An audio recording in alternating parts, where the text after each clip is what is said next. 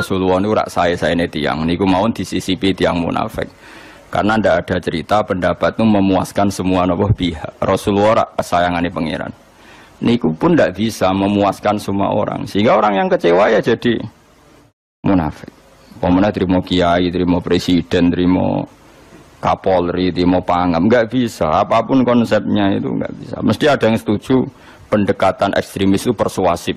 Sing sitok harus tegas. Kalau nggak tegas nggak bisa basmi akar-akarnya. Sing jari persuasif, nak tegas mereka dendam malah kacau negara. Sing sitok kalau nggak tegas mereka ngelama. Ini kan raiso selesai. Akhirnya nyelesai. Aku sing pimpinan nurut. Akhirnya sing pendapatnya gak tinggal. Nurut ya nurut mergo dipecat tapi terus balelo sithik. Balelo apa? Sithik-sithik. Masjid ge ngoten nasib kiai ge ngoten.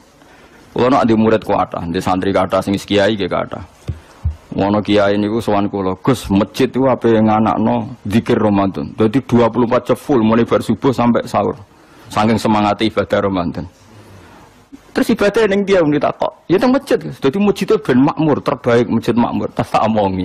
Lah apa ngarit ora ibadah.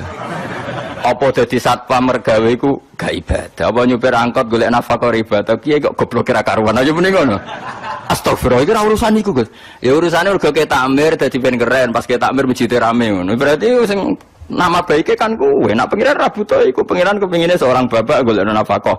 Anake kepingine sekolah ya satpam teko, ora teko alasane itikaf.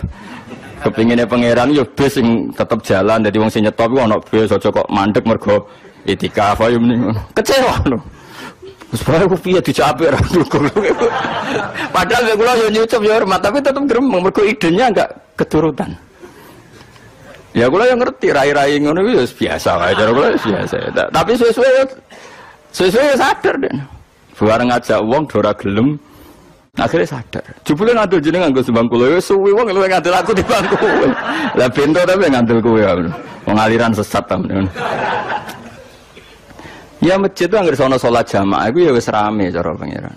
Ora perlu rame banget. Nak rame banget terus bakal pentol leren, satpam leren, supir angkot leren. Iku jek sepele. Dokter leren. Wong ape lara. Ape lara ape berobat ra iso. Nak larane emergensi astagfirullah minamikum taqabbal ya karim. Sajane semburu leren maling leren, copet leren. Iku ape nek iso ngumpul iku. Makanya ngaji itu ngambil wong alim kan, karena orang alim itu yang tahu duduk perkaranya agama.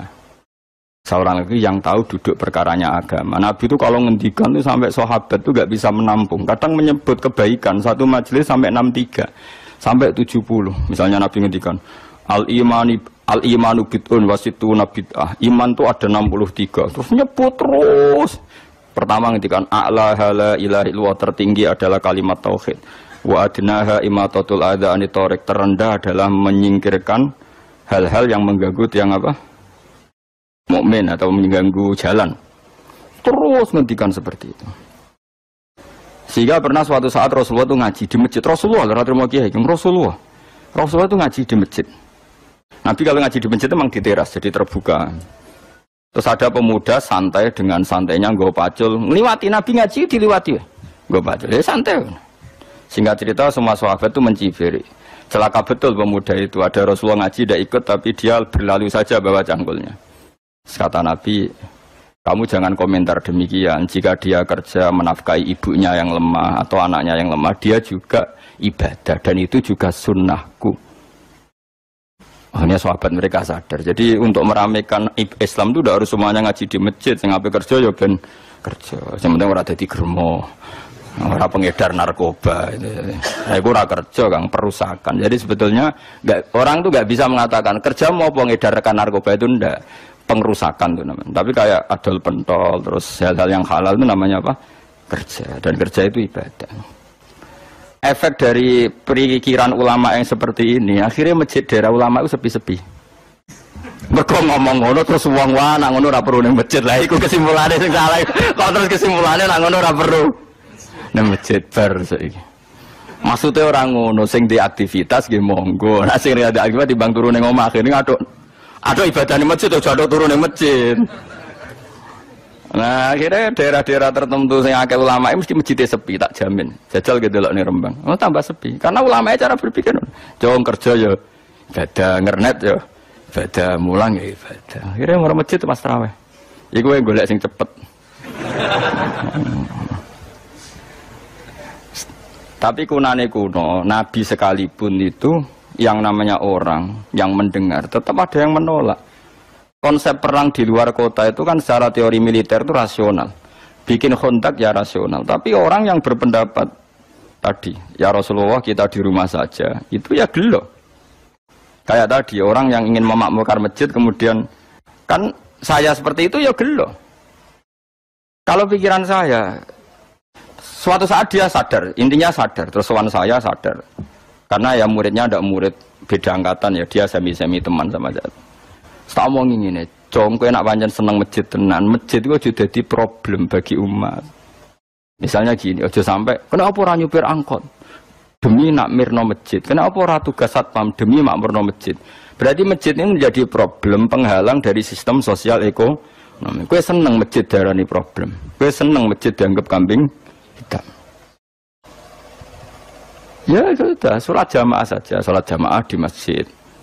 Terus yang nganggur-nganggur ya ke masjid. Tapi kalau yang sibuk ya monggo, asal itu halal ya ibadah. Ketika Nabi setiap aktivitas muslim asal halal itu apa? Ibadah. Makanya kita harus. Nah, tapi kan pendapat seperti ini itu kan kadang dibantah juga. Tapi ki Ramadan Gus tahun pisah, nosok njenengan ra setuju. Tak bukti kalau dia hadir nafsi tak tes. Ya wis aku setuju, syaratnya ketuane takmir ra kowe. Dadi masjid rame pas kowe ra ketua takmir. Isen dene karena dia ingin punya prestasi. Berarti sawang wow pas dene ketua takmir hadun nafsi enggak? Hadun nafsi pasti dia itu cari. Ya jajal pengajian sing gede-gede. Mergo pengurus takmire kok pengen pas era dene tahu pengajian geden. Pas gak pengurus takmir terus ana pengajian geden. Lah opo rame-rame bareng. Padahal orangnya sama. Nah itu ulama itu tukang ngomong seperti itu. Mungkin menyakitkan, tapi ulama itu terus ngomong seperti itu. Supaya agama ini dibawa berdasar ikhlas, bukan hadzun nafsi. Bukan kepentingan pribadi. Tapi tentu ulama tetap ngomong, iktikaf ya sunat, baik, kerja ya baik, amal lainnya asal baik ya baik. Ngomong gitu terus. Tapi kan mangkel loh akhir ulama. Karena bagi pengurus masjid, baik itu pas Ramadan ya masjidnya rame. Bagi yayasan yatim piatu amal apik ya dikekno yayasan yatim piatu. Bagi KBIH, bagi travel amal apik ya umroh. Ya ora. Lha tenan kula raguyen. Mana mungkin travel umroh dalil kowe nek ada dhuwit luwih kekno cah yatim kekno masjid gak payu travel. Tapi dalile al umroh ilal umroh kafaratun lima bainahuma. Umroh itu yang mengkafaroi dosa. Jadi dan itu kersane Allah, orang macam-macam pikirannya kersane Allah dan baik-baik saja. Dunia diokal-akali ini ya baik-baik saja. Allah ya tenang aja tetap sugih. Cuma ulama harus ngomong seperti saya. Jadi karena keterbatasan manusia sehingga yayasan yatim piatu mesti ngomong seakan-akan ibadah terbaik yang nyumbang yatim piatu. Nanti yang di travel ibadah terbaik ya sowan Nabi umroh. Nanti sing jamaah torekoh ya ibadah terbaik itu torekoh. Semua dan itu semuanya baik gak masalah, kita ada. Tidak masalah. Tapi kalau memaksa orang lain harus seperti itu dan mengkerdilkan kebenaran hanya surahnya gambarannya seperti itu, kita sebagai ulama harus melawan. Karena Nabi dawuh kebaikan itu sekian jumlahnya. Terus Nabi menyebut di satu majelis itu 60. Sampai yang diantara yang disebut itu nganti ono sing jorok. Wa fi buti ahadikum sedekah. Kowe ngeloni bojomu iku sedekah. Sampai sahabat takok, "Ya Rasulullah, masa urusan gitu ibadah?" Ayati ahaduna syahwatahu wa huwa alaihi ajrun. Masa urusan kelon itu ganjaran ibadah. Terus Nabi jawab, kata Nabi, faqih falawadu'a fi haramin akana alaihi wisrun. Kalau andikan dia meletakkan mental seksnya atau aktivitas seksnya di luar yang halal, apakah itu tidak dosa? Iya ya Rasulullah. Terus kata Nabi, wa kadzalika, begitulah kalau diletakkan di halal dia juga dapat apa paha. Terakhir Nabi ngendikan takufu syarraka anin nas fa innaha shadaqatun minka ala nafsik. Jika kamu itikaf di masjid tidak bisa, adol pentol tidak bisa, jadi satpam tidak bisa, aktivitas sosial yang menguntungkan orang lain tidak bisa.